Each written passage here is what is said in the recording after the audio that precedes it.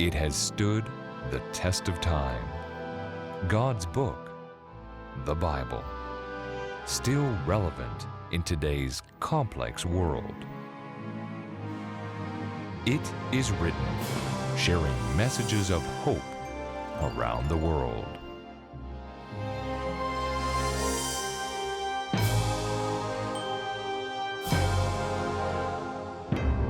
Thank you so much for joining It Is Written.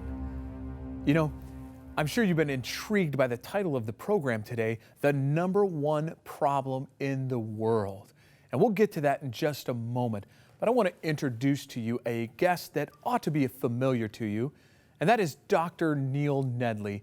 Dr. Nedley, thank you so much for joining me today to discuss the number one problem in the world. Well, it is the number one problem, but I'm glad to be here again, Chris.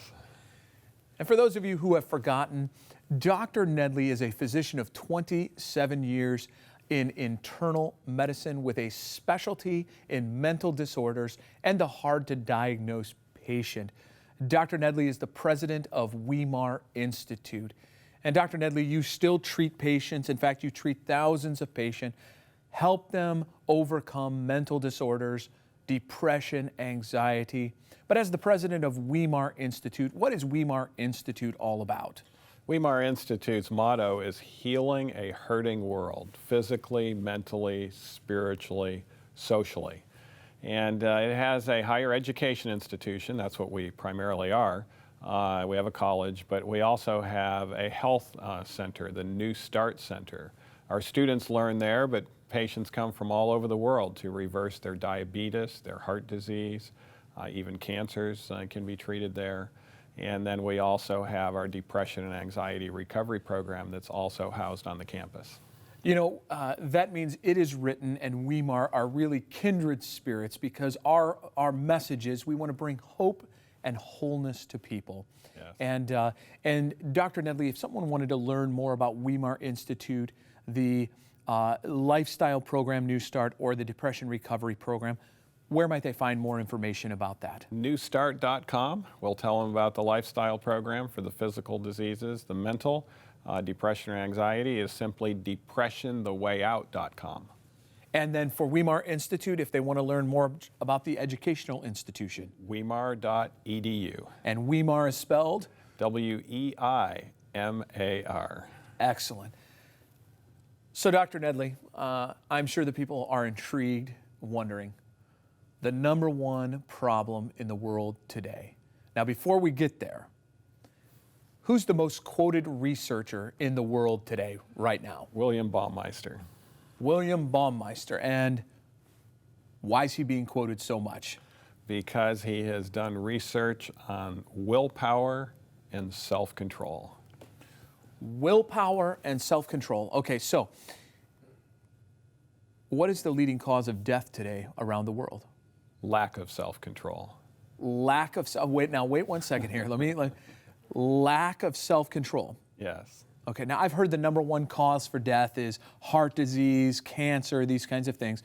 What do you mean self-control? How can that be the number one cause of death, the number one problem in the world? How can a lack of self-control be that problem? Well, heart disease is actually quoted as the number one cause of death in the world today. But we know how to prevent heart disease, and we know how to reverse heart disease through nutrition and lifestyle measures. So if we know how to prevent the disease and know how to reverse the disease, and it's still anywhere in the top 10 causes of death, the problem is not the heart. The problem is the mind, because we're not putting into practice what would benefit us. And so actually lack of self-control is the number one cause of heart disease. 80% of cancers could actually be prevented through nutrition and lifestyle and physical choice things like giving up smoking. If we're not doing that, lack of self-control is a major cause of death in regards to cancer, and the list goes on. Okay, so you've said some very profound things, okay? The number one cause of death in the world today is a lack of self-control. Mm-hmm. And then you said heart disease is actually not even really a disease of the heart, but a disease of the mind. And I'm putting my words into your words. No, it's true.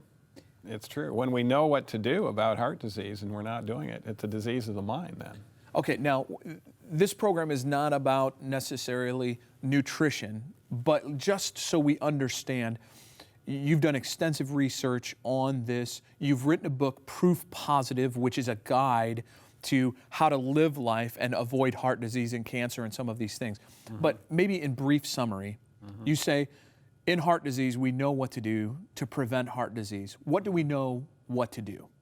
Well, for instance, a plant-based diet, particularly if you have heart disease, advanced coronary disease, you should be on a plant-based diet. That's the ideal program for reversing coronary artery disease. Okay, so a plant-based diet, a vegetarian diet. There's a lot of different terms that are used today. A plant-strong diet. But when you talk about a plant-based diet, maybe kind of encompass that. What does that mean, a plant-based diet? Well, you're eating plants, you know, fruits and vegetables and grains and nuts as well. Actually, nuts help with heart disease, help prevent it. Okay. So a lack of self-control, heart disease, is able to be reversed and prevented by simply making the choice to live right, and you won't get heart disease. That's right. You said cancer. Okay. What was the percentage again of the cancers that could be prevented by simply modifying our lifestyle? 80% according to Harvard. 80% according to Harvard University research could be prevented by simple lifestyle changes. Are there, and so now I'm starting to see this picture because you've named off some of the big ones, heart disease, cancer, and this lack of self-control. Are there other diseases that are out there that are attributable to a lack of self-control? Diabetes. Type 2 diabetes is simply, it's not only a genetic disease. Genetics loads the gun, but lifestyle pulls the trigger. So if we get on the appropriate lifestyle, even though we have the bad gene, we'll never have type 2 diabetes and we'll never have the complications of it. This is phenomenal. Any other diseases? I mean, so I'm starting to see this picture, Dr. Nedley, unfold of this understanding why a lack of self-control is the #1 problem around the world. What other kinds of things are we talking about that could be eliminated, essentially, if we practice self-control? Sexually transmitted diseases, they're in the top 10 causes of death. Okay. Lack of self-control is the #1 cause of sexually transmitted disease. Okay, what else? The #3 cause of death in the world is actually alcohol usage. So alcoholism is lack of self-control. Okay. Anything else that Murder, you know, homicide, lack of self-control very often. And so when we start thinking about the list and we start thinking about all the various problems that exist in the world today, it seems pretty simple and maybe for some too simplistic. But it really boils down to this one thing, a lack of self-control. And then things that are not so much causes of death, but causes of a lot of misery, you know, rape, depression, unwanted pregnancy, adultery, divorce, unemployment, financial failure. Those are often due to severe lack of self-control. And so you start running down that list. You named off rape, a lack of self-control in an individual who's forcing himself or forcing herself upon another individual. You've already mentioned alcoholism, divorce, an individual making a choice that they no longer want to be married, adultery, someone making a choice to not be with the individual that they've married or practicing some type of illicit sexual behaviors. These are all choices, and now we start seeing this picture, why a lack of self-control is the #1 problem in the world today. It is the #1 problem, and Baumeister has hit it right. He's told us that it's the #1 problem as far as all of the diseases and distress in our world today. If we could just fix that one thing, wow. And I'm moved by what you're saying here, because what you're getting to, Dr. Nedley, is that a majority of the problems of the world today could be fixed, reversed, prevented by simply correcting the mind and how we think. That's right. That is powerful, Dr. Nedley. That is a powerful, powerful thing for us to grab, that many of the diseases of the world today, many of the problems of the world today, really have little to do with actual events and things themselves, but actually have to do with how a person thinks. That's right. And we've talked about the frontal lobe and how in previous programs, how to increase frontal lobe. So what is the real cause of this disease, of this lack of self-control? Well, that's the million-dollar question. And actually, there are multiple things, and Baumeister goes into it and others. There are multiple things that make our self-control worse and also can help our self-control. And by the way, everyone has selective self-control. That's the amazing thing about it is. Okay. You know, for instance, I'll just name a very famous individual. You've probably even heard of him in California. Arnold Schwarzenegger. Okay, Arnold Schwarzenegger. Yeah, meticulous self-control to build the muscles that he built. Yes. But yet in an area where it was more important for him to have self-control, when his maid was cleaning the house, Yes. he lacked it, and he lost the love of his life due to not having comprehensive self-control. So what the world is needing is not just selective self-control, it's needing comprehensive self-control, and that will do amazing things. Okay, you're using words that are important. Comprehensive, selective. I have self-control where I want to have self-control. That's right. And comprehensive self-control is I have self-control in every aspect and area of my life. Correct. You know, it reminds me a little bit of Paul. When Paul was writing the book of Romans, in Romans chapter 7, verses 21 to 24, he writes about this dynamic going on. And let me read these words, Romans chapter 7, verses 21 to 24. I find then a law that evil is present with me, the one who wills to do good.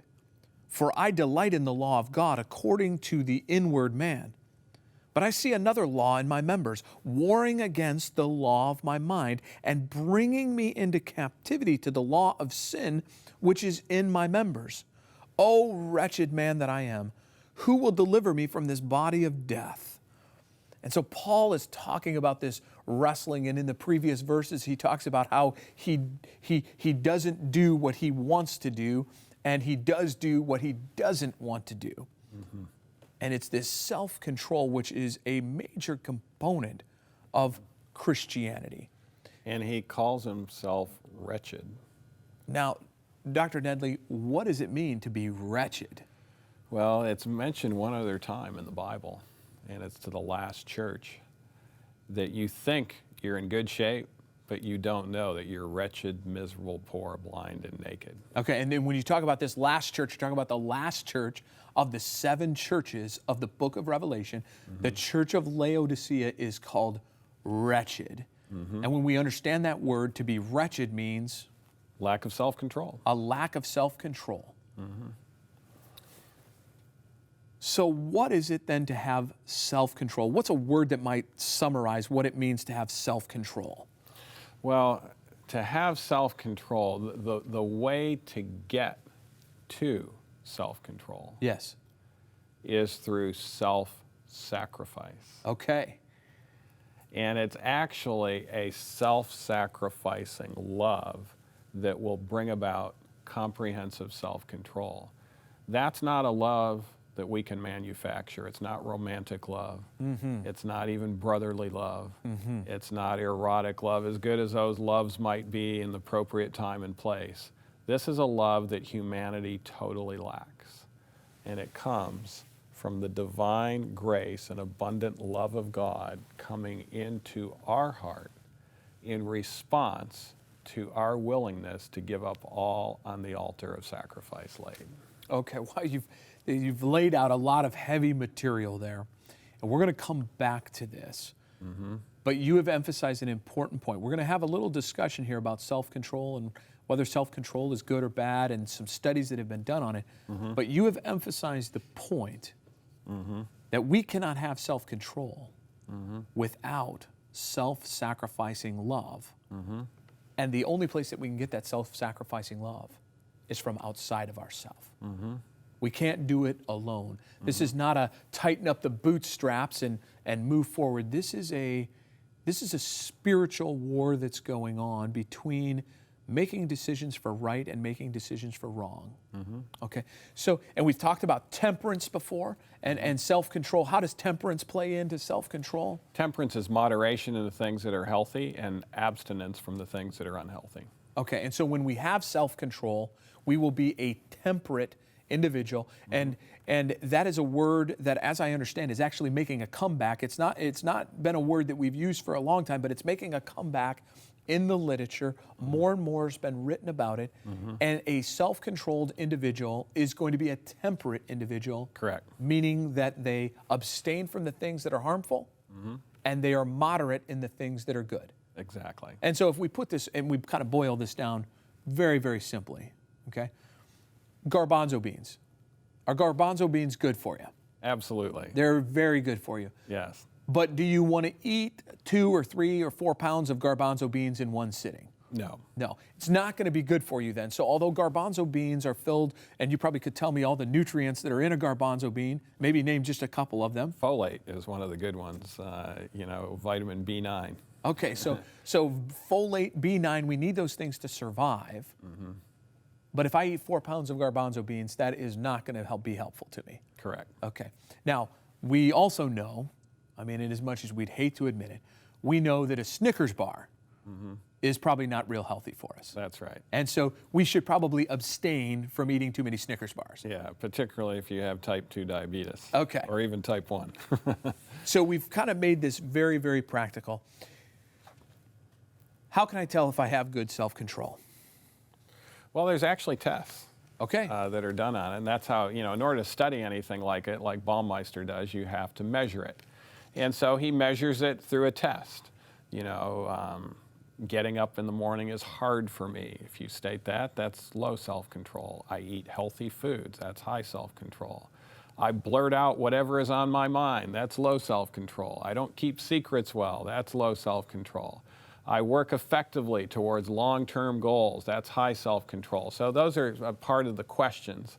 There's actually many more questions than that, where you can actually measure your self-control. And then he's done studies to find out that people with high self-control make better relationship partners, they have better personality adjustments, they have much less disorders as far as mental disorders are concerned. Sure.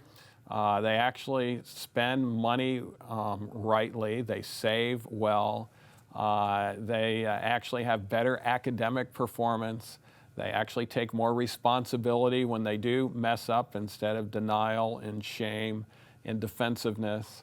And so he's linked the good life. The psychological good life is linked intricately to having high self-control scores. Okay, so these things demonstrate whether we have good self-control. Studies have been done. So let me ask you this then, Dr. Nedley, what are the benefits of having self-control? Now, and right off the bat, somebody's saying, well, I mean, if I have self-control, I can help avoid heart disease and all of these other things. But what are some of the other benefits of having good self-control? You actually are more accommodating. You're actually a very good person to be around. Actually, people enjoy being around people with high self-control. They actually have a lot of benefits. And they've also looked at the drawbacks. Okay, so what are the drawbacks then? The drawbacks, none whatsoever. They've looked at the highest self-control scores to see if some sort of negative patterns can be found. There's no negative patterns whatsoever. And so they state that there's absolutely no downside to high self-control, and there's only benefits. Only benefits to self-control, no downside to self-control. That's an amazing thing. As a doctor, you're well aware that there's a lot of prescription medication that are helpful to people who have illness. But with every good medication, what comes along with it? Side effects. Side effects that are negative. That's right. Having self-control, the medicine, and I put that in quotation marks, the medicine that will help solve the #1 problem in the world today. and there's no side effects. That's right. No downside. No downside whatsoever. You know, it reminds me of a Bible verse in Proverbs chapter 16 and verse 32 that says, "He who is slow to anger is better than the mighty, and he who rules his spirit than he who takes a city." That's right. To rule the spirit, to rule over yourself, have self-control. That's right. You're managing your emotions. You're managing your emotions. Okay. So, Dr. Nedley, how do I develop self-control? What are some practical steps? Enhancing the frontal lobe of your brain is a practical step. So getting on a program, good nutrition, good exercise can improve your circulation to the willpower portion of your brain. Having what's called bright lines in your life, that's a term that Baumeister coined. Okay. A bright line is zero tolerance, abstinence, never partaking, no matter what the situation.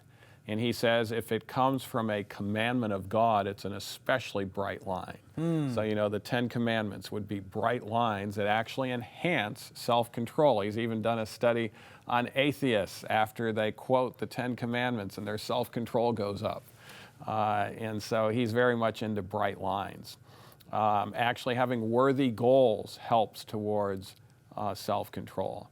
As important as all those things are, however, the fail-safe method of developing self-control is to put all on the altar of sacrifice laid. In other words, if you're having a problem with self-control, you have to realize there's selfishness in there somewhere.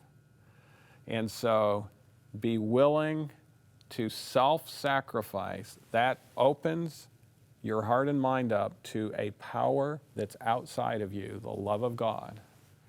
And that self-sacrificing love will give you comprehensive self-control. And the more you exhibit that self-sacrificing love to others, the more of that love you will get. And so that means you're kind, you have pleasant words, you're exhibiting an empathetic love to others around you, which goes right along with self-control. Those are some phenomenal things, Dr. Nedley. You talked about some practical steps. Good nutrition, exercise, getting your frontal lobe in good health, having bright lines. But then you summarized it and say, but the fail-safe way. Even without those other things. Now, we want to do those other things because we want to help our body physically be ready to have self-control. The fail-safe way of finding self-control is to lay ourselves on the altar of sacrifice, which means we open our hearts fully to the love of God. Let the love of God enter into our lives. Let His strength enter into our lives and find that self-control. And we will have comprehensive self-control as we exhibit that same type of love to others around us. It's transformative. I've seen scores of individuals transformed through that simple concept. Dr. Nedley, this is profound. It is a simple solution to the world's #1 problem. Thank you so much for helping us come to this conclusion. And as we're out of time, Dr. Nedley, could you have prayer for us that we might find self-control and overcoming that #1 problem in the world? I'd be glad to, Chris. Father in heaven, we thank you that you are willing to give us the power. We know that we need a power outside of us because all of us with our human nature are going to only have selective self-control and will sabotage ourselves in so many ways. But we thank you that you are willing to share your love with us. And so I pray that each one viewing now would actually make the choice to put all on the altar of sacrifice laid, to open their heart and mind to your self-sacrificing agape love that can transform them and transform the world. We thank you for that love, and may we now live it in our life. In Jesus' name, amen. Amen.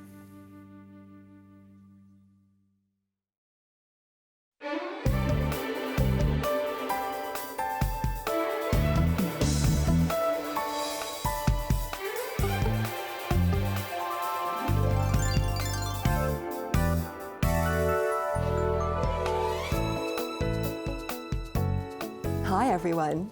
If you're not using quinoa on a regular basis, you are missing out on the significant nutritional benefits this superfood has to offer. For one thing, it's a complete protein, which means it contains all of the essential amino acids that our bodies cannot create. That's unusual for a plant food. Quinoa was used by the Inca civilization as a staple food in their daily diet, and with good reason. It boasts more protein than rice, millet, or wheat, and it's gluten-free with a healthy complement of minerals such as manganese, magnesium, iron, and copper. Today, I'm sharing my own recipe, Bev's quinoa salad with tahini lime dressing. Here are the ingredients. 1 cup of cooked quinoa, 1 carrot grated, half a cup of shredded kale, 1/4 cup of currants, 1/4 cup of pumpkin seeds, and you can put 1/4 teaspoon of salt. That's optional, I usually don't. This is a high octane kind of salad. You're going to get great nutrition from the quinoa, the carrots, the kale, and the pumpkin seeds. And the currants add a nice little hint of tart sweetness. And then for the dressing, I just use the juice of a lime, 2 teaspoons of tahini, a teaspoon of almond butter, water to thin it out, and a half teaspoon of sweetener. And a little sprinkling of chili pepper seeds and a few dashes maybe of herb amire or some other kind of spices. You'd mix the salad ingredients together, then mix the dressing and pour it over. So let me show you. I've got the quinoa right here. I'm going to add in some shredded carrots. I'm going to add in the wonderful kale. And this has wonderful color to it, this whole salad. And then I've already got the currants and the pumpkin seeds mixed. That's all you've got to do, those ingredients, and then you just pour the dressing on top of it, mix it together, and you've got a spectacular, good for you kind of salad. And let me show you how gorgeous it is. The beautiful colors. And it's so fresh, much of the ingredients is raw. There you go. Beautiful salad. Enjoy it in good health, and I'll see you next time.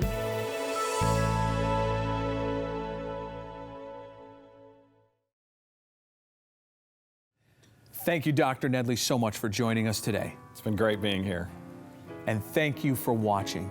Please join us again next week. Until then, remember, it is written, man shall not live by bread alone, but by every word that proceeds from the mouth of God.